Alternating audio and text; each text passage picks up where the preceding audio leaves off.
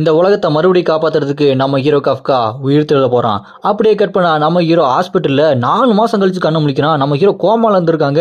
கண்ணு முழிச்சிட்டு டாக்டர் ஐயா எவ்வளவு நேரம் ஐயா நான் இங்க இருந்தேன் அப்படின்னு சொல்லும்போது டாக்டர் என்னப்பா எவ்வளவு நேரமா 4 மாசம் இருந்தப்பா அப்படின்னு சொன்னோன்னே நம்ம ஹீரோ ஷாக் ஆயிடுவான். அப்படியே எந்திரிச்சு தாடியெல்லாம் சேவ் பண்ணிட்டு ட்ரெஸ் எல்லாம் போட்டுக்கிட்டு இருக்கும்போது அப்ப நம்ம ஹீரோவோட அந்த கைஜு நம்பர் 8 பவர் போயிடுச்சு அப்படின்னு பார்க்கும்போது கைஜு நம்பர் 8 பவர் உள்ளதா இருக்கும். அந்த கைஜு நம்பர் 8 அப்படியே தூங்கிக்கிட்டு நல்லா ரெஸ்ட் எடுத்துட்டு இருக்கும். அதை பார்த்து நம்ம ஹீரோ நான் எப்படி மனுஷ உருவத்துக்கு மாறினேன், இது இன்னும் என்கிட்ட இருந்து போகலையா, எனக்கு ஒண்ணுமே புரியல, இது எப்படி நடந்ததுன்னு தெரியல அப்படி நம்ம ஹீரோ யோசிச்சுக்கிட்டு ஹாஸ்பிட்டல் விட்டு வெளியே வந்தா அங்க நம்ம மீனம்மா இருக்காங்க. மீனம்மா நம்ம ஹீரோவை கூப்பிட்டுட்டு டிஃபென்ஸ் ஃபோர்ஸுக்கு அப்படியே கூட்டு போவாங்க. அங்க பார்த்தா டிஃபென்ஸ் ஃபோர்ஸ் டேமேஜ் ஆயிருக்கும்ல, திரும்ப கட்டிக்கிட்டு இருப்பாங்க. உள்ள பார்த்தா நம்ம ஹீரோவை வரவேற்கிறதுக்கு ஹீரோட ஃப்ரெண்டு எல்லாருமே இருப்பாங்க. டிஃபென்ஸ் ஃபோர்ஸ் இருக்க எல்லா ஆளும் இருப்பாங்க. அதை பார்த்து நம்ம ஹீரோ சந்தோஷப்பட்டு இருக்கும்போது அங்க நம்ம ரெனோ வந்து பெருசு நீ வந்துட்டியா, உனக்காக தான் காத்துட்டு இருக்கு அப்படின்னு சொல்லும்போது நம்ம ஹீரோ கதறி கதறி அழுவான். டேய் உங்களுக்கு என் மேல இவ்வளவு பாசமாடா, நான் நினைச்சு கூட பாக்கலடா, ஐ எம் பேக், நான் வந்துட்டேன்டா அப்படின்னு சொல்லிட்டு சந்தோஷமா இருக்கும்போது ஹீரோ வந்து யோ பெருசு வந்துட்டியா அப்படின்னு சொல்லிட்டு முட்டி விளையாண்டுட்டு இருப்பான்.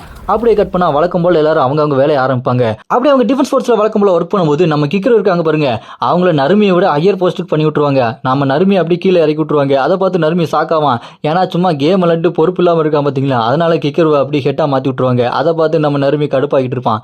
அப்படியே கட் பண்ணா இந்த பக்கம் நம்ம ஹீரோ கஃப்கா கடையில அப்படியே ஷாப்பிங் பண்ணிட்டே இருக்கும்போது அந்த ஊர்ல மறுபடியும் ஒரு கைஜு அட்டாக் நடக்கும். அந்த அட்டாக் பார்த்துட்டு நம்ம ஹீரோ கஃப்காவும் டிஃபென்ஸ் ஃபோர்ஸ் எல்லாரும் இங்க வாங்க அப்படின்னு சொல்லிட்டு நம்ம ஹீரோ அங்க போயிட்டு இருக்கும்போது இங்க பார்த்தா நம்ம ஹீரோ கஃப்கா மீனம்மா சின்ன வயசுல எப்படி இருப்பாங்க அதே மாதிரி 2 பேரும் இங்க நிக்கிறாங்க. அங்க அந்த கைஜு அவங்களை அட்டாக் பண்ண வரும்போது அந்த சின்ன பையன் நான் உன்னை விட மாட்டேன் அப்படின்னு சொல்லிட்டு கோவமா அங்கேயே நின்று சண்டை போடுறதுக்கு நின்று இருப்பான்.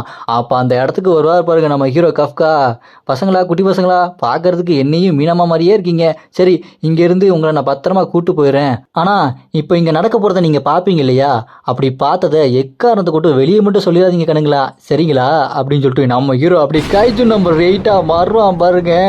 மரண மாசா இருக்கும். மறுபடியும் ஆட்டத்தை ஆரம்பிக்கலாமா அப்படி நம்ம ஹீரோ டைலாக சொல்லிட்டு அடிக்க ஆரம்பிப்பான் பாருங்க. இதோட இந்த கைஜு நம்பர் 8 மொத்த ஸ்டோரியும் முடியுது.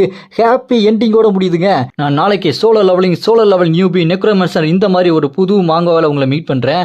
உங்களுக்கு அது வேணும்னு நினைச்சீங்கன்னா கமெண்ட்ல அப்படின்னு கமெண்ட் பண்ணுங்க. இந்த வீடியோ பிடிச்சா மறக்காம லைக் பண்ணி சப்போர்ட் பண்ணுங்க.